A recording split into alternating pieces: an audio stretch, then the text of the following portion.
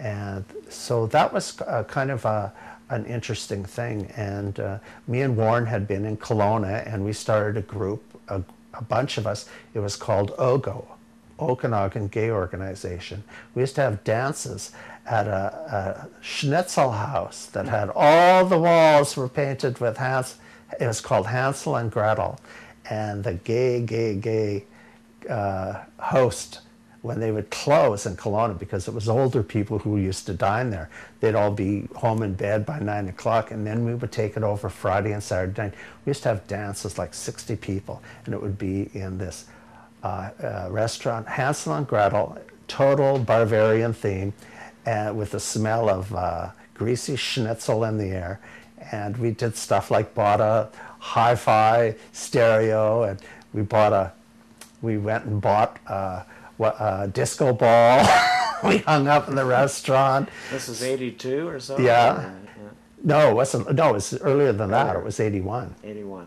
Kevin became a good friend of mine, and I remember when Kevin passed away, there was this humongous funeral for him, memorial service. And those were the days that when someone died of AIDS, everyone went. It was almost like a community healing experience. It was a part protest, it was defiance, it was about sometimes no relatives would come. It was the days of parents begging at the hospital, please don't put it down, he died of AIDS on the death certificate, you know, rushing people out of the body out of town. It was the days of when you went to St. Paul's Hospital, you would walk down the halls and you would see in pink a slip on the wall. It would say fluid controlled area. And the color coding was so ironic because the pink triangle that the Nazis made gays wear, the slip was pink. So you'd walk down the halls of St. Paul's, and when people had a pink slip on their door, it meant that they had AIDS or HIV. And those funerals became big, big, big, and then all of a sudden, emotionally, it became so draining that the funerals got smaller and smaller. People started, instead of having a funeral right away, they would have a memorial weeks later. They'd be smaller, more intimate. It was almost like emotionally the community couldn't take it. Got burned out. It just became, you couldn't go to so many funerals, right? Mm-hmm. And but those were pretty sad. I remember going to St. Paul's Hospital where a friend was very sick. And people got sick very quickly, and sometimes they'd go to the hospital on Thursday not feeling well, and Saturday morning they'd die.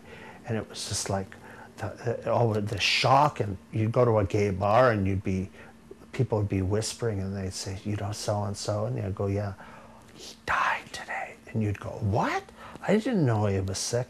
And it was just like this, it was like living during a war, waiting for the list to come back, to a list of all the people who've been killed at the front. It was just horrible. Yeah. And then, of course, we ended up with 1996 triple therapies.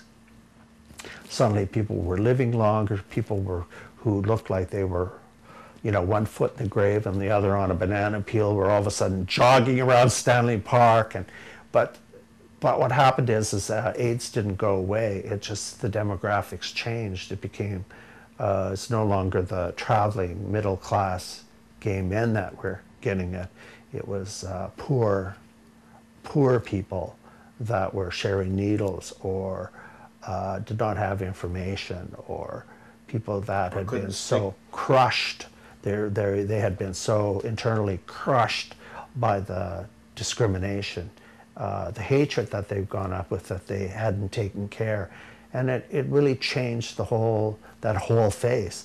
But also in Vancouver in '96, as we were hailing Vancouver as the breakthrough year, where the announcement of triple therapy, and the downtown east side apparently had the least infected HIV people for drug users. It was also the year that crack was introduced in the downtown east side, which just kind of collapsed, that community collapsed, and that's when the downtown east side really went into a tailspin. The kind of things like, I remember Warren Jensen when he died, he was a videographer. We went to an Anglican church in the West End, not mentioning any names, but we wanted to videotape his memorial. And the priest said, no, it's inappropriate to video video in our church. So we could not video his memorial service, right? Sometimes people were kicked out of their apartments before we had those landlord tenancy.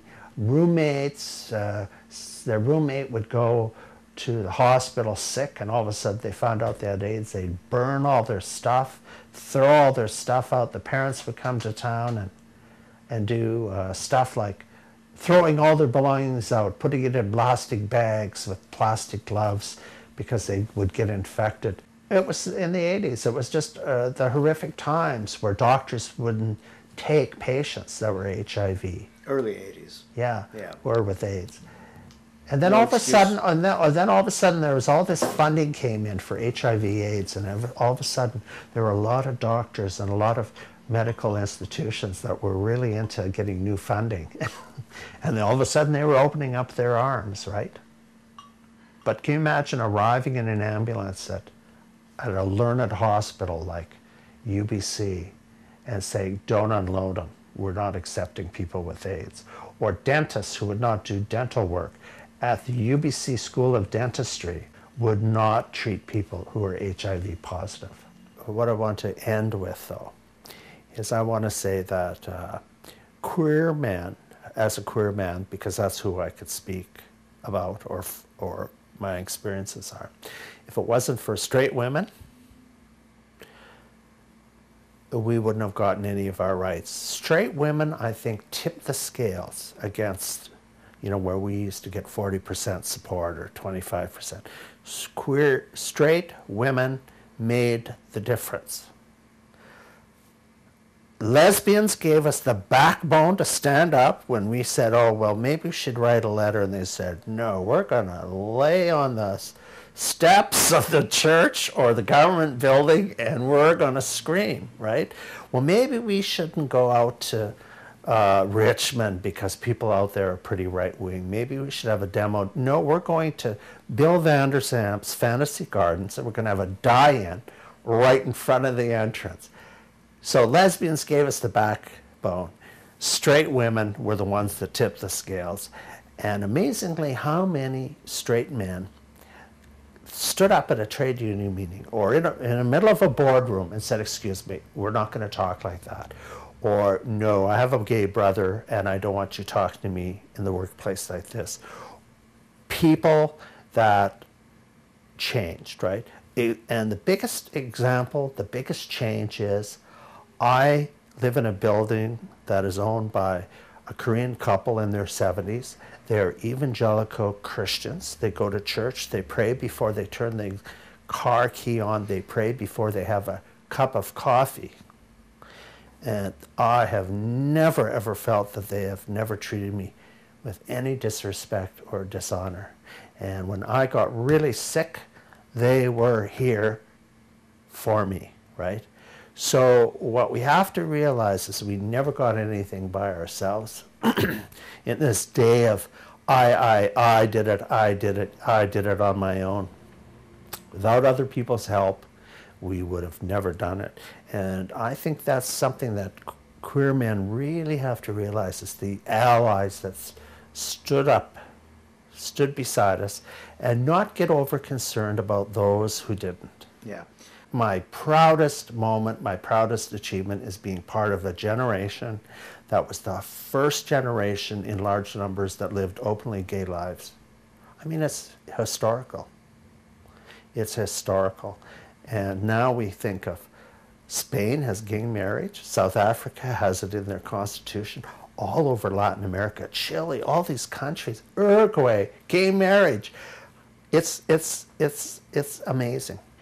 Anyway, this has been most enlightening and most enjoyable, Harry, and I really thank you for your participation, and it'll be a great... There's more to come, but who knows, huh? Yeah.